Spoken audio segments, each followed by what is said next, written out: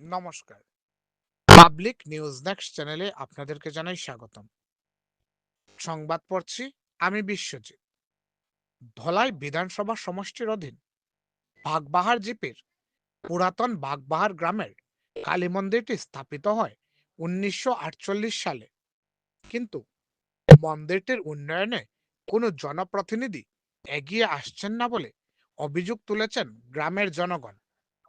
বৃহস্পতিবার গ্রামের জনগণের পক্ষে প্রশান্ত রায়, শিমুল রায়, বিজয় মল্লিক, বাপ্পন রায়, দিলু রায় এবং নিপু রায় বলেন, তাদের গ্রামের কালী মন্দিরটি 1948 সালে স্থাপিত হলেও এটির উন্নয়নে কেউই এগিয়ে আসছেন না।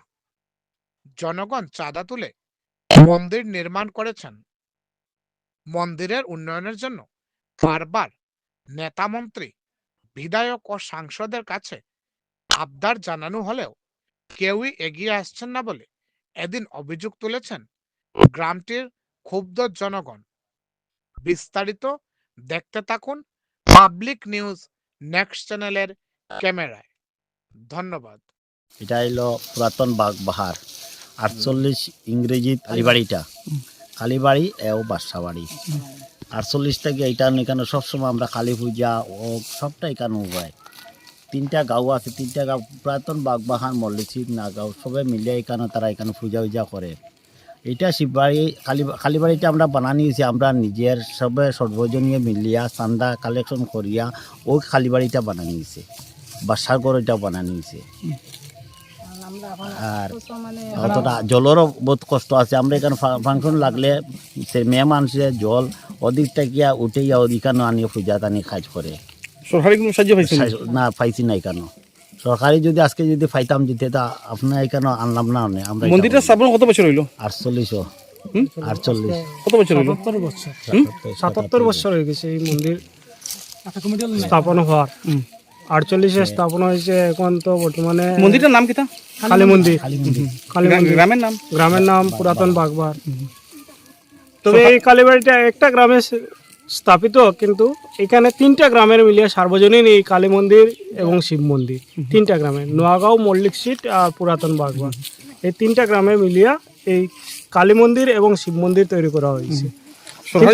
সরকারের কোনো সাহায্য নাই। শিব মন্দিরে একমাত্র একটা কমিউনিটি হল পাইছি আমরা গিরিন্ড মল্লিক থাকার সময়ে 30,000 টাকা, তাও খুব কম টাকার বিনিময়ে কোনোরকম একটা মণ্ডপঘর তৈরি করা হয়েছে। ওই মণ্ডপঘরে গ্রামের লোক যারা আসে কীর্তন করার লাগে ওইখানে করে। কিন্তু কালী মন্দিরে আসার পরে যে বর্ষার সময় যখন হয়, এখানে দাঁড়াইবার মতো কোনো ব্যবস্থা নাই। দাঁড়াইবার মতো ব্যবস্থা না থাকায় কোনো সময়ে আমার কোনো কীর্তন হইলে এই কীর্তনটাও পতিত পড়ে যায় বর্ষার সময় হইলে। কারণ কালী মন্দিরে আসার পরে এখানে দাঁড়ানোর মতো কোনো জায়গা নাই। জায়গা না থাকার কারণে এই দুরবস্থা আমাদের। নমস্কার।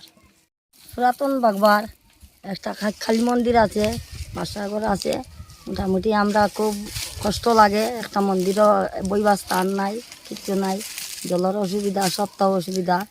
এখন আমরা কষ্ট বেজানো হয়, সবেও তো আমরা কাগজপত্র বেজানো দেই, কেউ আমরা এলাও করে না।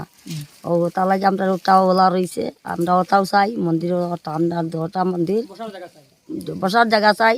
আর আমরা মন্দিরটা মোটামুটি সুন্দর হইতো, ওটাও আমরা রাস্তা চাই। রাস্তা উঠিবারও নাই, দিকদারি আছে, তার জলের সবর অসুবিধা আছে। না নাই, আমরা এটা তাই না। তো আমরা কাগজপত্র দেই, সবও দেই ওটা লাগিয়া, কিন্তু কেউ আমরা রেখে করে না। তারা না আইন না আইন না, তারা বেজানো খোয়া হয় ওদিকে আইবার লাগে। তারাও ওখান থেকে রাস্তা থেকে ঘুরিয়া যান গিয়ে কাগজপত্র সব দেওয়া, তারা রাখেন আর পরে দিন না। কইবা দিমু কইবা আর পরে কিছু নাই। আমরা মাসি শুনছেন? আচ্ছা, নমস্কার। পুরাতন বাগবাহার আমরা বহুত বছর হয়ে গেছে, পুরানো কালীবাড়ি স্থাপিত, কিন্তু আমরা কোনো জলেরও সুবিধা নাই, কিচ্ছু নাই। অথচ আমরা কালী মন্দিরটা কোনো মতে মানে তৈরি করা হয়েছে, অথচ আমাদের গ্রামের অর্থহীন মানুষ, অভাবী মানুষ, আমরা যথাশক্তি আমরা কালীবাড়িটা তৈরি করছি। ওখানে আমরা ব্রতফালি করি, পূজা করি।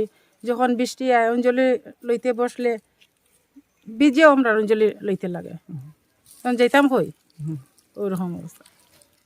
অথচ আমরা রাস্তাঘাটও নাই ইয়ে হরিয়া গড়িয়ে ফিরিয়া উঠতে লাগে আইয়া বাচ্চা আমরা কাচ্চা কিচ্ছু নিয়ে চাই সব না, আমরা মিলে। মন্দিরটা চাই এখন।